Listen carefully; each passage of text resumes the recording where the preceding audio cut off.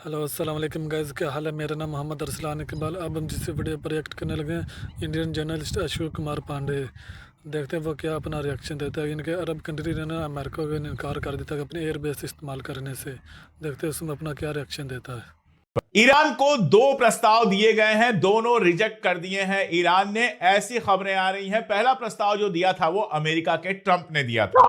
दरअसल ट्रंप लगातार ये कोशिश कर रहा है कि किसी तरह से गोलमोल करके मामला निपट जाए, फुल फ्लेज वार में ना जाना पड़े ईरान के खिलाफ, क्योंकि मैं आपको बता चुका हूं कि मिडिल ईस्ट के सारे देश इस बात के खिलाफ हैं कि ईरान के खिलाफ फुल फ्लेज वार हो।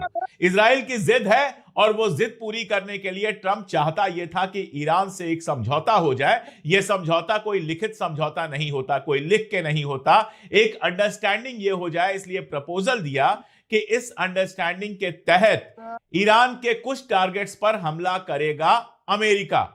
कुछ टारगेट होंगे, गिने चुने टारगेट होंगे, एटॉमिक टारगेट हो सकते हैं, मिसाइल बनाने की किसी जो फैसिलिटी है उसके आसपास कोई टारगेट हो सकता है। उसने कहा कि बस इस तरह के कुछ टारगेट्स पे हम हमला करेंगे और आप बदले में कोई हमला मत करना, या फिर कोई सिंबॉलिक हमला कर लेना जैसे पिछली बार हुआ था। बता देना हमें कि हम यहां हमला कर रहे हैं, वहीं पर हमला कर लेना, हम अपने एसेट्स वहां से हटा लेंगे। किसी हमारे बेस पर सऊदी अरबिया में या किसी और जगह पर हमारे किसी बेस पर हमला कर देना, वहां से हम एसेट हटा लेंगे। यानी दुनिया को यह दिखाना है कि ईरान के ऊपर हमला हो गया, इजरायली लॉबी को सेटिस्फाई करना है कि ईरान के ऊपर हमला हो गया, लेकिन फुल फ्लेज वार में नहीं जाना है। क्योंकि आपको याद ही होगा, हूथी के ऊपर जब अमेरिका ने हमले शुरू किए थे, उसके बाद ट्रंप ने बिना इजराइल को बताए हूथी के साथ समझौता कर लिया था, यह कह के कि इतना पैसा खर्चा हो रहा है, इतने पैसे की बर्बादी हो रही है, और उसके बाद भी हूथियों को कंट्रोल करना पॉसिबल नहीं हुआ था।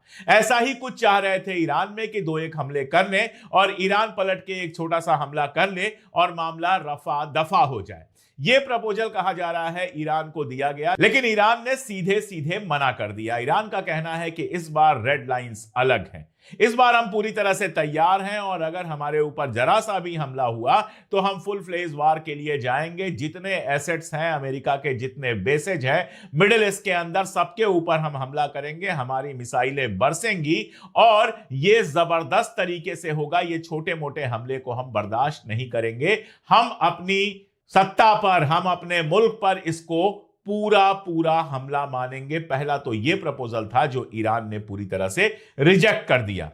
दूसरा जो कहा जा रहा है वो यह कहा जा रहा है कि इजराइल ने यह संदेश भिजवाया ईरान को कि भाई अमेरिका आपके ऊपर अटैक करने वाला है, लेकिन हम आपके ऊपर अटैक नहीं करेंगे और आप पलटकर हमारे एसेट्स पर हमला मत कीजिएगा, तेल अवीव को फिर से खंडहर में बदलने की कोशिश मत कीजिएगा।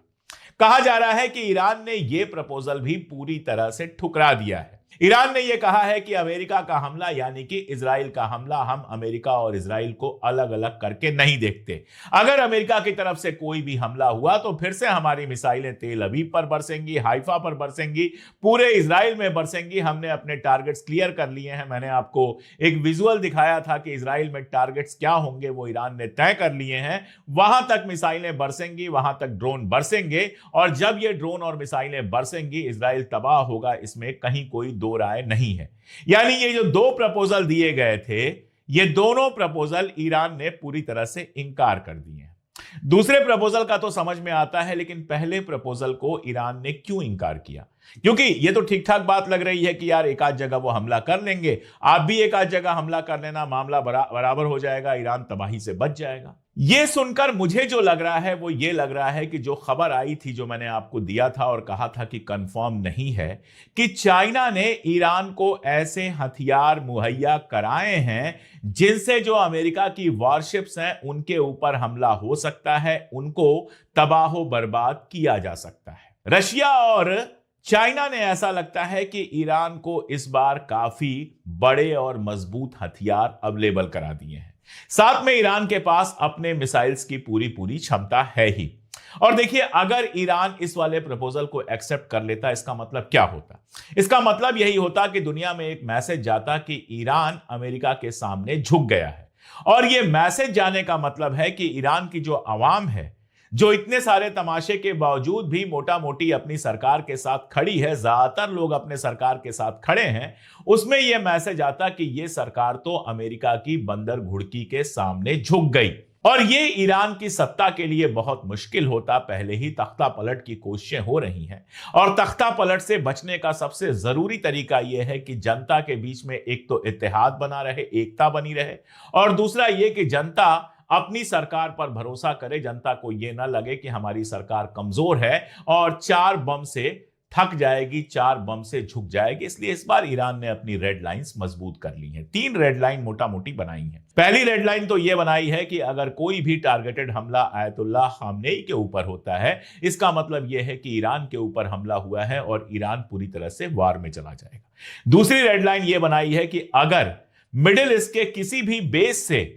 हमला होता है उसके ऊपर, तो उस मुल्क को वो सीधे सीधे दुश्मन मुल्क घोषित करेगा और उसके ऊपर भी हमला करेगा। यही वजह है कि मैंने आपको बताया था, यूएई का कल बयान आ गया था कि हमारी जमीन, हमारे आसमान का इस्तेमाल ईरान पर हमले के लिए नहीं हो सकता है। और मैंने आपसे यह भी कहा था कि कतर और सऊदी ने भी प्राइवेट बातचीत में यह बात कही है। मेरे सोर्सेज सही साबित हुए और कल सऊदी अरबिया का बाकायदा बयान आ गया कि हम भी अपने आसमान का इस्तेमाल ईरान के खिलाफ नहीं होने देंगे, हम ईरान के खिलाफ जंग में पार्टी नहीं बनेंगे। ऐसा नहीं है कि यूएई और सऊदी अरबिया को ईरान से कोई मोहब्बत जग गई है, कल भी मैंने बहुत डिटेल में आपको बताया था। इसकी वजह सिर्फ इतनी है कि वो जानते हैं कि अगर मिसाइलें बरसेंगी अमेरिकन बेसिस के ऊपर, तो वो उनके मुल्क को भी काफी नुकसान पहुंचाएंगे और इस पॉइंट ऑफ टाइम पर कोई ईरान के खिलाफ जंग में जाना नहीं चाहता। तो ये 2 रेड लाइंस हैं। और तीसरी रेड लाइन जो बताया जा रहा है कि ईरान ने बनाई है कि अगर ईरान के ऑयल टैंकर्स को निशाना बनाया जाएगा,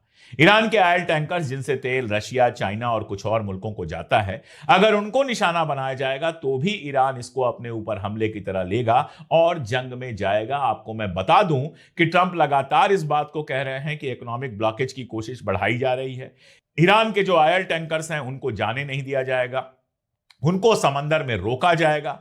और अगर ऐसा करने की कोशिश अमेरिका करता है तो ईरान किसी हद तक जा सकता है। ईरान अमेरिकी ऑयल टैंकर्स के ऊपर हमला कर सकता है। ईरान स्ट्रेट ऑफ होर्मुज को बंद कर सकता है, जिससे पश्चिम एशिया का बड़ा व्यापार रुक जाएगा, दुनिया को तेल मिलना रुक जाएगा, तेल की कीमतें आसमान पे पहुंच जाएंगी और यह सारी दुनिया के लिए बेहद खतरनाक होगा। साथ साथ ईरान के जो आप कह सकते हैं पार्टनर्स हैं, चाहे वो हिजबुल्लाह हो, कल मैंने आपको बताया था, सैयद कासिम का बयान आया था कि अगर ये जंग होती है तो हिजबुल्लाह के पास जो ताकत है वो ताकत इस जंग में वो झोंक देगा। जो कातिब हिजबुल्लाह है इराक का, उसने भी ये बात कही थी। इराक में बहुत कुछ चल रहा है, उस पर भी मैं बात आगे करूंगा। और हूथीज ने भी कहा है कि रेड सी से जो अपना ब्लॉकेज हमने हटा लिया है, जिस ब्लॉकेज को इजराइल अपनी पूरी ताकत लगाकर भी नहीं हटा सका, जिस ब्लॉकेज को अमेरिका हटाने की कोशिश करने के बाद समझौता करके किनारे हो गया, वो ब्लॉकेज हूथी ने कहा है कि अगर ईरान के ऊपर हमला होता है तो हम फिर से लगा देंगे। यानी रेड सी से, लाल सागर से किसी भी जहाज को जाने नहीं देंगे, खासतौर पे इजरायली और अमेरिकी जहाज को नहीं जाने देंगे। ये फिर एक बड़ा नुकसान क्रिएट करेगा। तो मिडिल ईस्ट में ईरान के ऊपर हमला करने से पहले अभी अमेरिका 100 बार सोचेगा और इसीलिए वो दूसरे तमाशों में लगा है। जैसे इराक की मैं बात करूं, इराक में अभी जो इलेक्शंस हुए हैं उसके बाद जो रिजल्ट आए हैं उसमें सबसे ज्यादा सीट मिली है नूर अल मलिकी की पार्टी को। नूर अल मलिकी को फिर से प्रधानमंत्री इराक का बनाए जाने की बात हो रही है। नूर अल मलिकी के बारे में मैं बता दूं, ईरान के समर्थक तो माने जाते हैं, ये बात तो सब बता रहे हैं। थोड़ा डिटेल इतिहास में बता दूं कि जब सद्दाम हुसैन का टाइम था, नूर अल मलिकी उसके हिट लिस्ट में थे, उनको मारना चाहता था सद्दाम, और वो अपने समर्थकों के साथ भागकर चले गए थे ईरान। ईरान ने नूर अल मलिकी को बाकायदा शरण दी थी, सुरक्षा दी थी, अपने पास रखा था। और सद्दाम के मारे जाने के बाद, सद्दाम के गद्दी से हटने के बाद ही नूर अल मलिकी ईरान से इराक लौटे थे। तो आप समझ सकते हैं कि नूर अल मलिकी का ईरान की सत्ता के साथ करीबी रिश्ता है। अमेरिका लगातार यह कह रहा है, ट्रंप कई बयान दे चुका है कि नूर अल मलिकी को अगर इराक ने प्रधानमंत्री बनाया तो इसका हश्र बुरा होगा। भाई अमेरिका कौन है जो दुनिया भर में तय करेगा कि कहां का कौन राष्ट्रपति होगा, कहां का कौन प्रधानमंत्री होगा, कहां किसकी सत्ता होगी। कल को कहे कि इंडिया में नरेंद्र मोदी को मत बनाओ, उनकी जगह पर बागेश्वर बाबा को बना दो, तो क्या बागेश्वर बाबा को हिंदुस्तानी जो हैं वो प्रधानमंत्री चुन लेंगे? वेनेजुएला में आप राष्ट्रपति को उठा ले जाओगे, इराक में कहोगे नूर अल मलिकी ना बने, ईरान में आप कहोगे कि खामनेई सत्ता छोड़ दें। अरे भाई अपना देखो ना, तुम अपने मुल्क में देखो कि तुम्हारे मुल्क में तुम्हारी गद्दी कितने दिन तक बची हुई है। मिड टर्म इलेक्शन होने हैं और अमेरिका में बहुत सारे लोगों का कहना है कि अगर रिपब्लिकन्स मिड टर्म इलेक्शन हारते हैं तो इंपीच हो सकता है ट्रंप, जैसे निक्सन हुआ था, और उसको गद्दी छोड़नी पड़ सकती है। तो अपनी गद्दी का ठिकाना नहीं है। इराक में कौन बनेगा प्रधानमंत्री ये तय करना है उसको, ताकि इराक की जो अमेरिकी लूट है वो जैसे है वैसे ही जारी रह सके, उसमें किसी तरह की कोई दिक्कत ना हो और इराक से ईरान को कोई मदद ना मिल सके। इसीलिए ईरान का जो कातिब हिजबुल्लाह है, कताइब हिजबुल्लाह या कातिब हिजबुल्लाह, जो भी उसका प्रोनाउंसिएशन होता हो, मैं तो अंग्रेजी से पढ़ता हूं, आप में से कोई मुझे बता देगा कि अरबी में उसका सही प्रोनाउंसिएशन क्या होगा तो मेरे लिए बहुत अच्छा रहेगा, आगे से मैं वही पढ़ूंगा। इसके जो लीडर हैं अबू हुसैन अल हमीदावी, उन्होंने रविवार को संडे को एक बयान जारी किया है और यह कहा है कि अगर ईरान के खिलाफ अमेरिका हमला करता है और उसमें इराक का भी कोई मदद करता है तो इन सारे दुश्मनों को मौत के घाट उतार दिया जाएगा। मतलब सीधी सी बात है, वो ये कह रहा है कि इस जंग में वो भी शामिल होगा और ईरान की तरफ से शामिल होगा। तो जो बात मैं बार बार कह रहा हूं कि अगर इस बार जंग हुई तो वो किसी एक मुल्क तक महदूद नहीं होगी, वो पूरे पश्चिम एशिया में पूरी खाड़ी में फैलेगी और ऐसी जंग होगी जो अमेरिका भी याद रखेगा। उधर मैंने आपको बताया था कि आखिरी जो बंधक था उसको वापस कर दिया है हमास ने, और मैंने आपसे यह भी कहा था कि हमास अभी खामोश लग रहा है। ये लोग लगातार कह रहे हैं, ट्रंप लगातार कह रहा है, इजराइल लगातार कह रहा है कि उनके हथियार छीने जाएंगे, लेकिन हमास के ज्यादा बयान देखने में नहीं आए हैं। और मैंने कहा था आपसे कि इसकी वजह समझ में नहीं आ रही है। अब एक नई खबर आ रही है और वो खबर ये आ रही है कि गोपनीय समझौता हुआ है, अंदर अंदर का समझौता हुआ है अमेरिका के साथ हमास का, कि हमास के जो लोग एडमिनिस्ट्रेशन में हैं, दो तरह का एडमिनिस्ट्रेशन होता है, एक सिविल एडमिनिस्ट्रेशन जिसमें जो व्यवस्था संभालने वाले लोग होते हैं जिनके पास हथियार नहीं होते हैं, और दूसरा पुलिस एडमिनिस्ट्रेशन। तो ये दोनों तरह के एडमिनिस्ट्रेशन के जो लोग हैं उनको गजा के नए एडमिनिस्ट्रेशन में एडजस्ट किया जाएगा। यानी जो सिविल एडमिनिस्ट्रेशन में हैं, जो हमास के लोग, उनको तुरंत रिटायर नहीं किया जाएगा, बल्कि उनमें से ज्यादातर लोगों को रिटेन किया जाएगा और वो लोग जो नया सिस्टम बन रहा है उसमें भी एडमिनिस्ट्रेशन संभालेंगे। नंबर 1। नंबर 2, जो पुलिस एडमिनिस्ट्रेशन के लोग हैं उनमें से 10,000 लोगों को रिटेन किया जाएगा। यानी गजा में जो नई पुलिस बनेगी उस पुलिस में 10,000 पुराने लोग जो हमास के लोग हैं उनको रिटेन किया जाएगा। हमास का यह कहना है कि अगर आपने इनको छेड़ने की कोशिश की, इनकी नौकरियां छीनने की कोशिश की, तो गजा के अंदर विद्रोह हो सकता है, जो किसी भी नए प्लान के लिए खतरनाक है। अब अगर यह प्रपोजल है, अगर यह समझौता हो चुका है तो बहुत मजेदार है, क्योंकि नेतन्याहू इस तरह के समझौते को मानने को तैयार आसानी से होगा नहीं। अब ट्रंप उसके ऊपर क्या प्रेशर बनाता है, कैसे इस समझौते को मनवाता है, यह भी देखने वाली बात होगी। नेतन्याहू तो लगातार यही कह रहा है कि हम फलस्तीन को कभी आजाद मुल्क नहीं बनने देंगे। वेस्ट बैंक में एक पुल बनवाने का प्लान है और भी बहुत सारी चीजें सामने आ रही हैं, जिससे यह समझ में आ रहा है कि वो किसी भी हाल में आजाद फलस्तीनी मुल्क बनाने के लिए तैयार नहीं होगा, और यह बात बहुत नेचुरल है। अब हमास और बाकी सारे जो ग्रुप हैं, क्या वो आजाद फलस्तीन से कम किसी चीज पर मान जाएंगे, या फिलहाल वो मान गए हैं और कल को नए सिरे से खड़े होंगे, ये भी वक्त बताएगा। अभी तो ये देखना है कि जो नए प्लान की बात है वो नया प्लान कहां तक जाता है। मैंने आपको बताया था रफा बॉर्डर खोलने को नेतन्याहू तैयार नहीं हो रहा है। अब ये बयान आया है कि नेतन्याहू ने कहा है कि 50 फैमिलीज को, यानी 50 लोग और उनकी फैमिलीज, यानी एक फैमिली में अगर आप 5 से 7-8 लोग मान लें तो तकरीबन 250-300 लोगों को रोज रफा बॉर्डर क्रॉस करने की इजाजत दी जाएगी। अब इस पर इजिप्ट सहमत होता है कि नहीं होता है, ट्रंप क्या प्रेशर बनाता है, कुछ संख्या बढ़ती है नहीं बढ़ती है, ये आगे की बात है, हम देखेंगे। लेकिन फिलहाल ऐसा लगता है कि रफा बॉर्डर खोलना भी पड़ेगा और गजा के जो लोग उधर गए हैं उनको वापस लेना भी पड़ेगा। यानी गजा के लोगों को गजा से बाहर निकालने का जो प्लान था वो तो फिलहाल फेल हो गया है।